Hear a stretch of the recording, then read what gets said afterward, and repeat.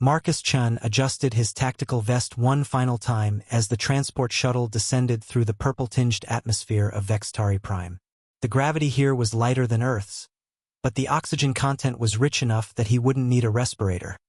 Just the standard atmospheric processor clipped to his belt.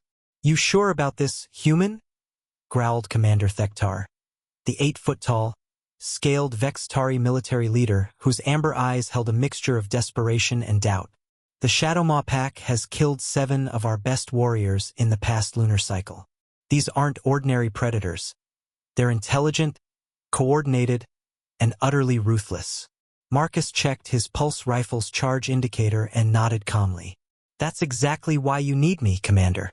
Your warriors are brave, but they think like prey when protecting their young. Humans, we think like predators even when we're protecting something." The shuttle touched down with a soft thud at the edge of the Silverpine Preserve, where the Vex'tari had established their primary nursery habitat. Through the viewport, Marcus could see the crystalline domes that housed dozens of Vex'tari cubs, each no larger than a house cat, with iridescent scales that shifted color with their emotions. "The cubs are in their most vulnerable stage," Vex'tari explained as they disembarked. "Their scales haven't hardened, their venom sacs aren't developed, and they can't regulate their body temperature properly. In the wild, entire communities would guard them, but here," he gestured at the sprawling facility, "we've concentrated them, making them an irresistible target." Marcus surveyed the perimeter. The Vex'tari had built their defenses like fortress walls, high, imposing, designed to keep threats out through brute force. It was exactly the wrong approach for dealing with intelligent pack hunters. "Show me the previous attack sites," Marcus said, shouldering his gear pack. Over the next hour, Vex'tari led him through the preserve, pointing out the locations where Shadowmaws had struck. Each attack followed the same pattern. They'd probe the defenses for days, learning patrol routes and identifying weak points, then strike with surgical precision during shift changes or equipment maintenance windows. "They're not just hunting," Marcus observed, kneeling beside deep claw marks scored into a metal support beam. "They're studying you, learning your patterns, your psychology." He stood, his dark eyes serious. "That ends now. You speak with great confidence for one human against a pack of apex predators," Vex'tari said, though there was hope creeping into his voice. Marcus smiled grimly. "Commander, on my world, humans are the apex predators. We didn't get to the top of the food chain through size or strength. We got there by being smarter, more adaptable, and more ruthless than anything else that ever lived. The Shadowmaws are about to learn why the galaxy fears us." As night fell over the preserve, Marcus began his preparations. He disabled the automated floodlights, instead setting up a network of motion sensors and infrared cameras. He repositioned the guard posts, breaking up the predictable patrol routes. Most importantly, he did something no Vex'tari Guardian had ever done. He moved his primary position outside the perimeter. "You're leaving the cubs undefended," Vex'tari protested. "No," Marcus replied, checking his rifle's scope calibration. "I'm hunting." 3 days passed in tense quiet. Marcus had settled into a routine that would have been impossible for most species. Sleeping in 2-hour intervals, maintaining constant vigilance, and gradually expanding his sensory network throughout the forest surrounding the preserve. On the 3rd night, his motion sensors finally triggered. The alerts came from 3 different directions simultaneously, a classic Shadowmaw pincer movement. Marcus watched through his scope as dark shapes, each the size of a small motorcycle, moved with liquid grace between the silver-barked trees. Their adaptive camouflage made them nearly invisible, but Marcus had learned to track them by the absence they created, the way small creatures went silent in their wake. The pack leader was magnificent and terrifying in equal measure. Standing nearly 4 feet at the shoulder, its muscular frame was covered in shifting chromatophore skin that perfectly mimicked its surroundings. 6 powerful limbs ended in razor-sharp claws, while its elongated skull housed a mouth full of crystalline teeth and predatory intelligence that gleamed in its 4 eyes. Marcus remained perfectly still in his concealed position, watching as the pack executed their reconnaissance. They were better than he'd expected. They'd identified his sensor network within hours and were systematically avoiding his detection grid. But they'd made one critical error. They assumed their prey was still thinking defensively. Through his earpiece, Marcus whispered to Vex'tari, "They're here. Maintain normal patrol patterns inside the perimeter.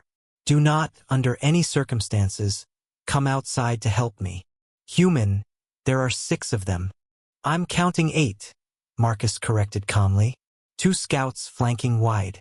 Pack leader and 5 hunters in the primary assault formation. He adjusted his grip on his rifle. Perfect odds.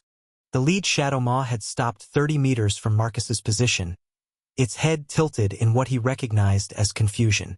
Could smell him, human scent was alien on this world, but couldn't locate the source. Marcus had learned to use the planet's natural wind patterns and thermal layers to mask his exact position. For nearly an hour, the standoff continued. The Shadowmaws probed closer to the preserve while Marcus tracked each individual through his scope, learning their movement patterns, identifying the pack hierarchy, and waiting for the perfect moment. It came when the pack leader made its decision to retreat and return the following night with a different strategy. As the Alpha began to signal its hunters, Marcus took his shot. The pulse rifle's energy beam struck the pack leader center mass, not to kill, but to wound and mark. The creature's own bioluminescent blood would now mark it for days, making it impossible to hide. The forest erupted into chaos.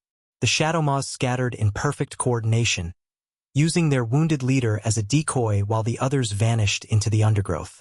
But Marcus was already moving, his human endurance and persistence hunting instincts fully engaged. Most species in the galaxy were either pure predators or pure prey. Humans were the rare evolutionary anomaly, persistence predators who could track prey across impossible distances, never stopping, never giving up, wearing down even larger and more powerful creatures through sheer bloody-minded determination. The hunt had begun. By dawn, Marcus had tracked the wounded pack leader across 12 kilometers of dense forest. The creature was clever, using streams to mask its scent trail and rocky outcroppings to hide its thermal signature. But human intuition was proving superior to alien cunning. Marcus found the pack's den carved into a hillside cave system, a natural fortress with multiple escape routes and defensive positions. Under normal circumstances, attacking such a position would be suicide. But Marcus wasn't planning a normal attack. He settled into a concealed overwatch position and began the most human of all tactics: psychological warfare. Every few hours, he fired a single shot near the cave entrance, never close enough to harm, but close enough to keep the pack on edge.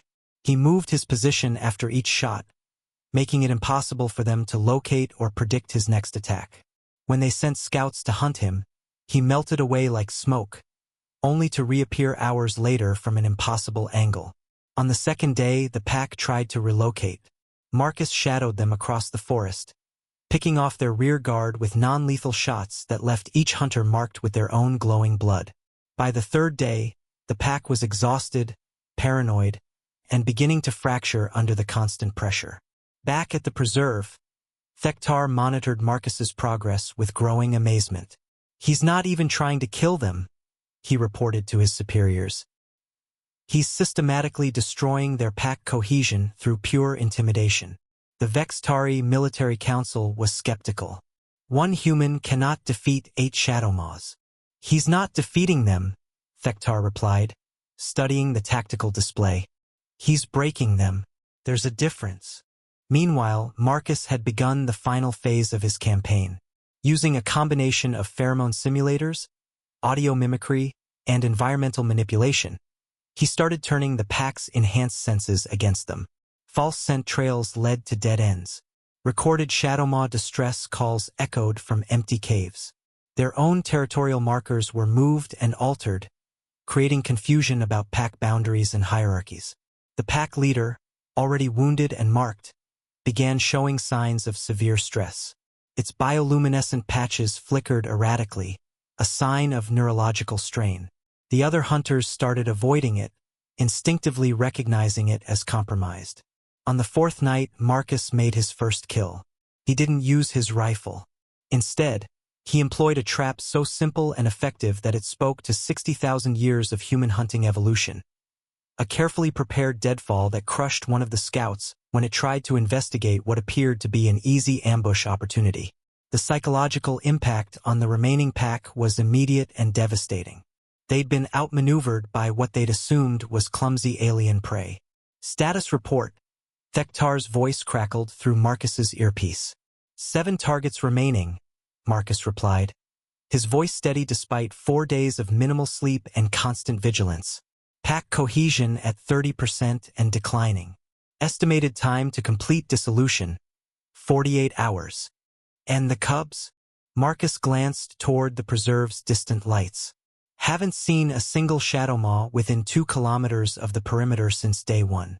They're too busy trying to figure out how to survive me to think about hunting your young.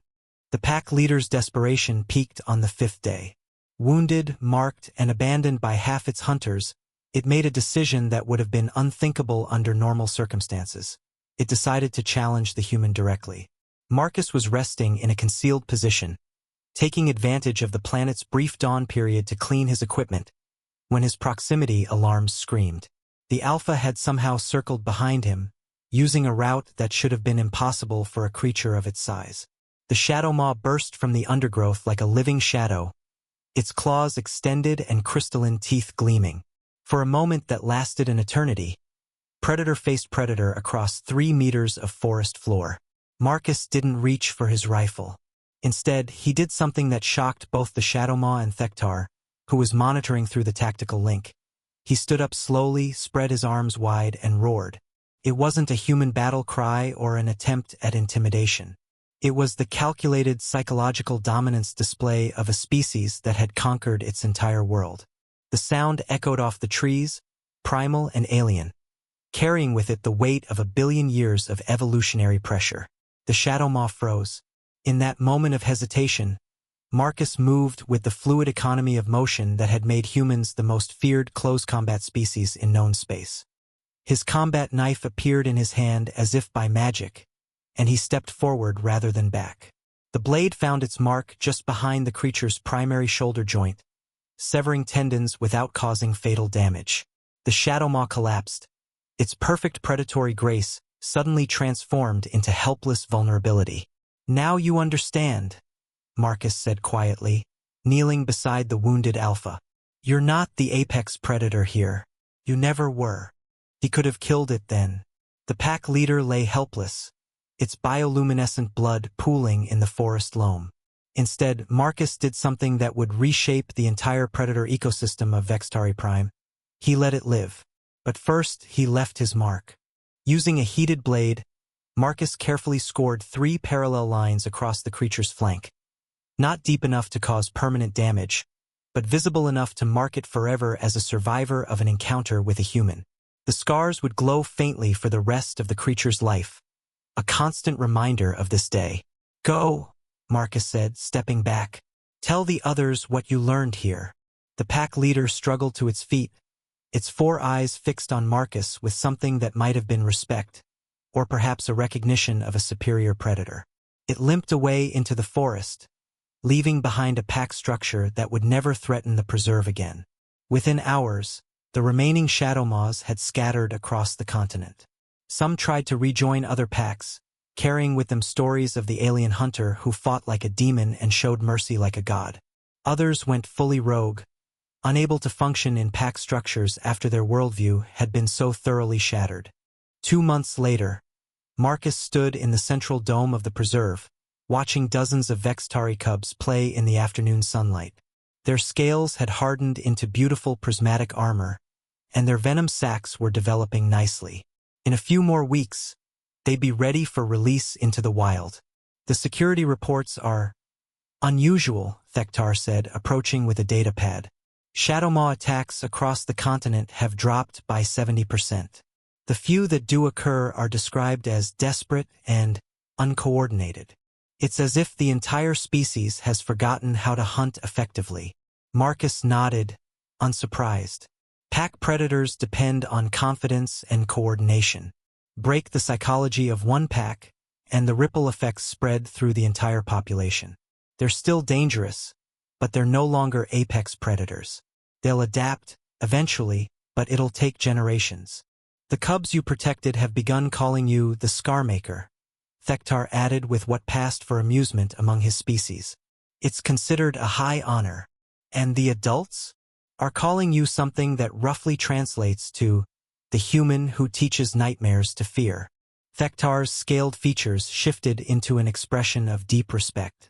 The council wants to offer you permanent employment. Full citizenship, military rank, whatever you desire. Marcus considered the offer while watching a group of cubs practice their hunting techniques on mechanical toys. They were already showing the intelligence and coordination that would make them formidable adults. But they played with the carefree joy of creatures who'd never known the fear of being hunted. I appreciate the offer, Commander, but I think my work here is done. The cubs are safe, the predator population is manageable, and your people have learned some new defensive strategies. Besides, he smiled. There are other worlds, other cubs that need protecting.